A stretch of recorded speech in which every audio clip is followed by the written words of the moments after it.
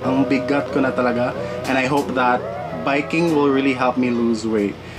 What's up guys mga dongmades, this is Carl and welcome back to my channel. So for today's vlog is i-share ko sa inyo kung saan ako nakabili ng mga murang bike accessories at kung magkano ito.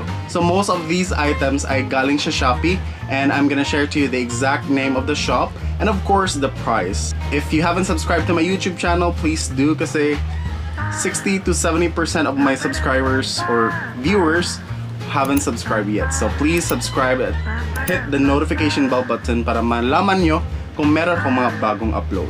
So ganito yung mga magiging pattern natin. I'm gonna mention the name of the shop and the items that I bought. So the first shop that I have is back.ph, BAK.ph, and the first that I bought from them is this one. So, hulaan nyo kung ano to. Ano to siya? Flashlight. O, diba, light siya. So, magagamit natin to kapag madilim na sa dalan. Dalan. Sa daan. So, this is a bicycle light with horn flashlight. So, actually, I think this has 3 modes.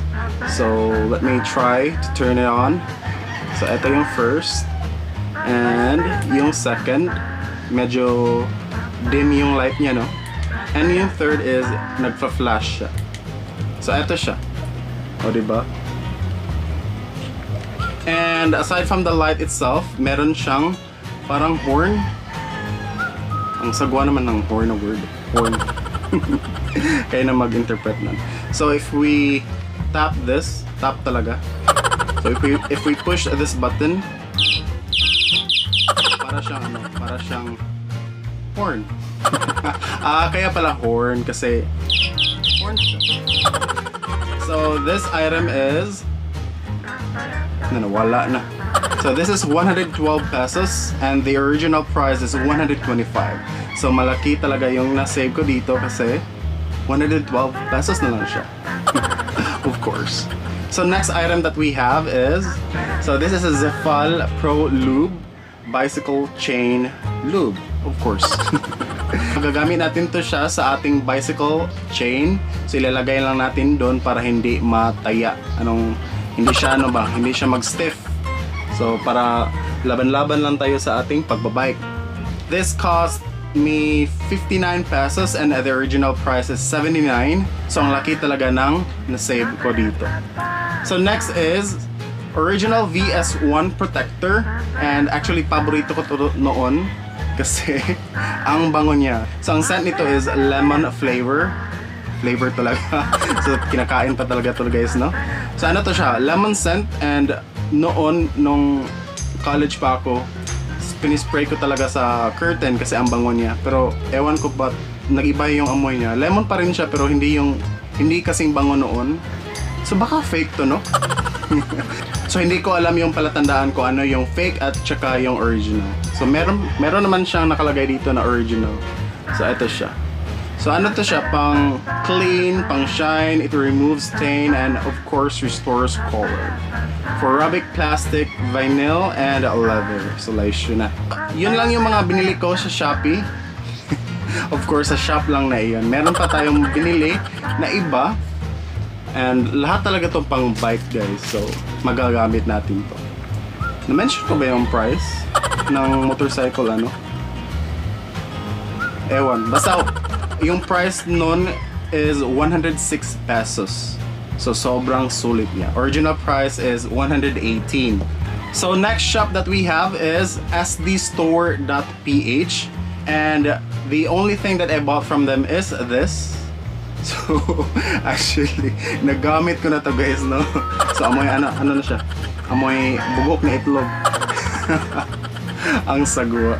So so eto siya, cycling siya for bike. So ang laki talaga ng hawak ko, no, or yung waist. And sa loob nito meron siyang gel. Churva daw. Ito. So meron siyang gel. Actually hindi siya gel, parang foam lang siya. So mukhang nabudol ako nito, no. But nakakatulong talaga siya para hindi sumakit yung puwet nyo or yung space between the eggs and the So this is a breathable cycling shorts with gel high protection, And this cost me 259 pesos. And the original price is 321. So medyo malaki-laki din yung na ano natin, no, nabudol or na save. So I'm gonna use this if meron ako mga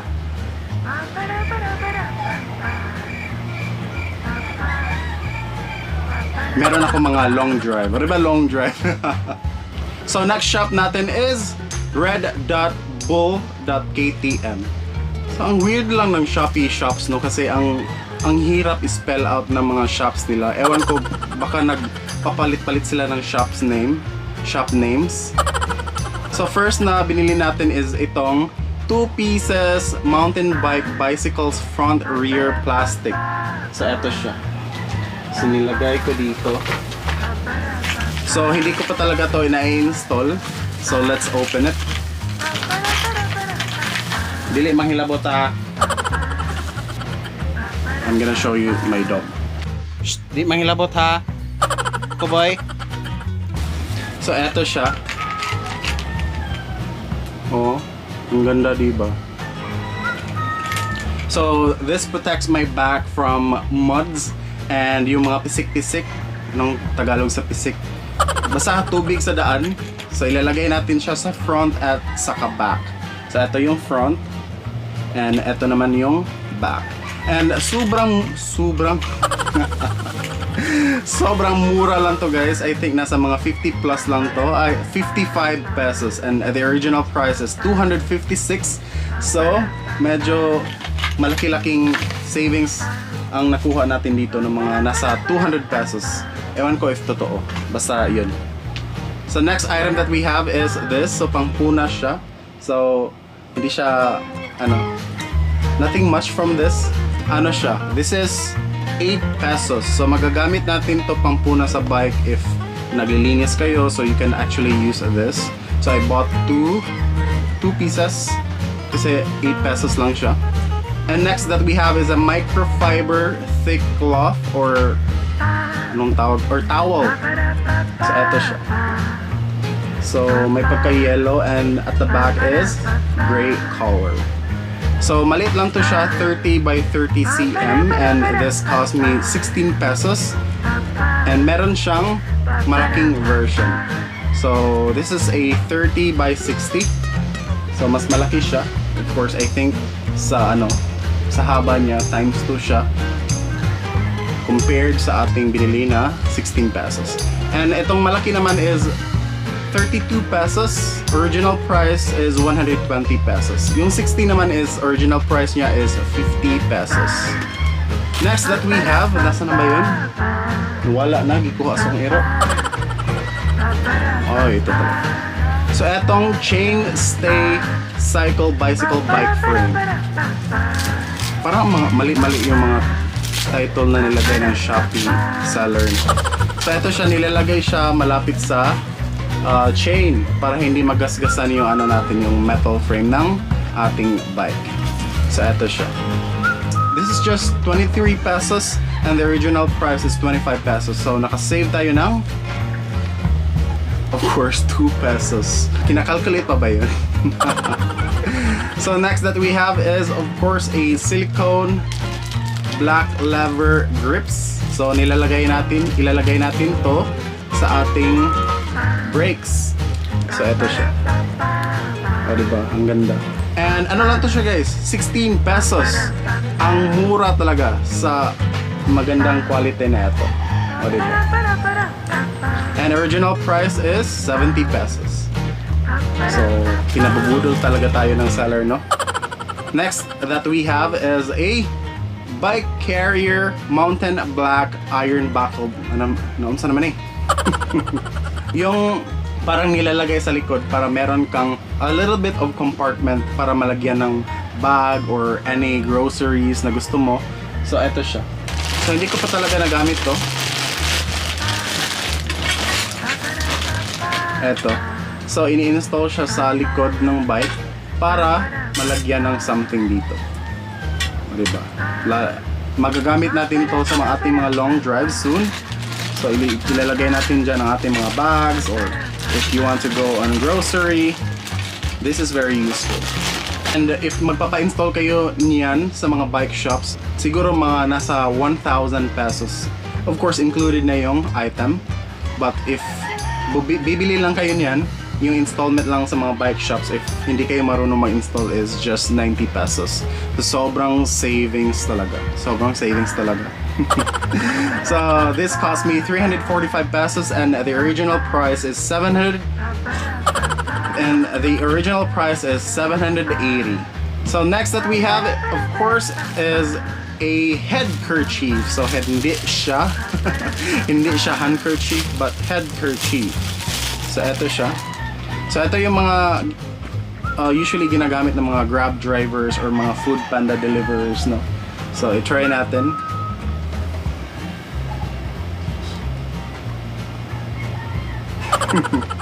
Paano ba to? Ayan. So, parang this will serve as a additional protection sa mga mask nyo. So, sa ayaw na mag-mask while doing a bike. So, sa mga ayaw mag-bike dyan na nagmamask, so pwede ito. But of course, mas importante talaga na may double protection. You're wearing a mask and you will be wearing this. So, this is just 20 pesos. And unfortunately, hindi ka makakapili ng design. But I sent a message sa seller na gusto ko shades of black or anything dark. And gusto ko naman talaga yung kinahihinatnan, Laisyo. Kinahihinatnan. So next that we have is an anti-slip half finger gloves, and it is breathable. So in short, para siyang gloves. So nagamit ko na to guys, and amoy, of course, kamay siya. Alangan naman paa. So kung paano magpa-check up ka na guys, kasi ang baho na. So medyo masim-asim na, no? So, itry natin. So, eto siya. O, diba ang ganda? And ang size nito is large. O, diba? Maganda siya. And meron siyang rubber dito. Isuot na din natin yung kabila, since sinuot na natin yung sa left part. So, eto siya. O, diba ang ganda? So, I bought this for only 78 pesos and the original price is 150 pesos. So, the next thing that I bought from the shop is a mountain bike aluminum alloy pedal. So, hindi ko siya mapapakita ngayon, but I'm gonna show it to you sa aking screen. So, na-install ko na siya guys.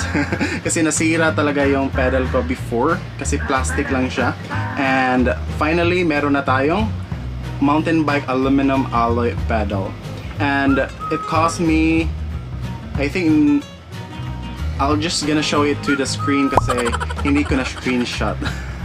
So medyo epic fail tayo dyan, no? So next item that we have is, of course, a sunglasses. So sobrang mura lang to guys kasi nasa mga 48 pesos lang siya, and okay na yung quality niya. Ewan ko na lang sa mga masaselan sa mga brands, no? Kasi ako, okay lang ako sa mga brands na brandless. Yeah. So hindi ako choosy. So imagine, this is just 50 pesos. Or ba? Ma'am, angkas. So ang ganda niya, no? I like it. This is only 48 pesos and the original price is 130 pesos. O diba? Ang mura na niya. And next that we have is etong, hindi mo to siya kasali. So good news, no, hindi na tayo actually required mag-face shield sa loob ng mga malls and sa labas, except sa mga crowded places, hospitals, and mga bus. So the last item that I have is this. So this is Rock Bros Cycling UV Protection Arm Sleeves. So magagamit natin to if medyo mainit yung or tirik yung araw. So should I wear this right now? Yeah, itatry natin, why not? Since nandito naman din tayo making a vlog. So eto siya. O diba? So hindi na kayo mangingitim kasi meron na kayong sleeves. And of course, meron na kayong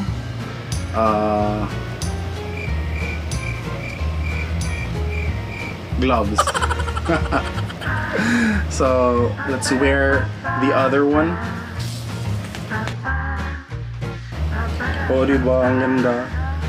So sobrang mura niya, pero yung quality niya is super duper okay. Talaga. So ano siya, parang yung cyclings na no, parang stretchable. So maganda siya, hindi siya mainit. Or maybe because I turned on my aircon. So this is just 65 pesos. O diba, ang sobrang mura. So pwede na talaga tayong mag-slide line. Pwede na talaga tayong mag-sideline ng hawal-habal. Oh, ma'am, dali ma'am. Pila-pliti kuya. Asa man ka? Sa basak lang. Pila may mong hatag? Umatog kong 5 kuya, okay ra nimo. Bitaw sadsa. So bumili din pala ako ng upuan. And eto siya. Sobrang laki niya. Kasing laki niya ang mukha ko. And this is good for bikers with big butts like me. Diba, Laishu? And sobrang soft niya, if I may show it to you. O diba? So soft niya hanggang dito talaga. Very soft. And this is only 280 pesos. Yeah, exactly 288 pesos. And the original price is 818. O diba? Ang laking savings natin dito, no? And meron siyang parang air flow dito. I can see you. I can see your eggs. O diba, Laishu? So, I'll install it by myself and let's see if maganda pa talaga. Kasi sumasakit yung banda dito, yung malapit sa itlog mo. Yung, basta dun yung mga burnik or mga hairs near your eggs. So, masakit talaga. And actually, after a couple of days or weeks, medyo nawawala na siya. So, baka sanayan na lang. So, return to seller na lang natin ito. So expect bike vlogs in the coming future. So expect more bike vlogs in the future kasi medyo nahihilig na ako mag-bike, no? Just to lose some weight kasi medyo napapakain tayo for the past few months, no? And ang bigat ko na talaga. And I hope that biking will really help me lose weight. So that's it for today's vlog. I hope na na-enjoy ninyo yung video. And if hindi nyo naabutan yung mga names ng shop, I'll just put the links below para hindi kayo mahirapan. Please don't forget to follow my social media accounts, Facebook, Twitter, Instagram, sinabi ko naman ng Twitter. Facebook, Instagram, Twitter, TikTok, and of course, like. Please subscribe to my YouTube channel. Leave a comment if meron kayo mga suggestions, and of course, hit notification bell button para ma-notify kayo if meron akong mga new videos. This is Carl and see you on the next vlog.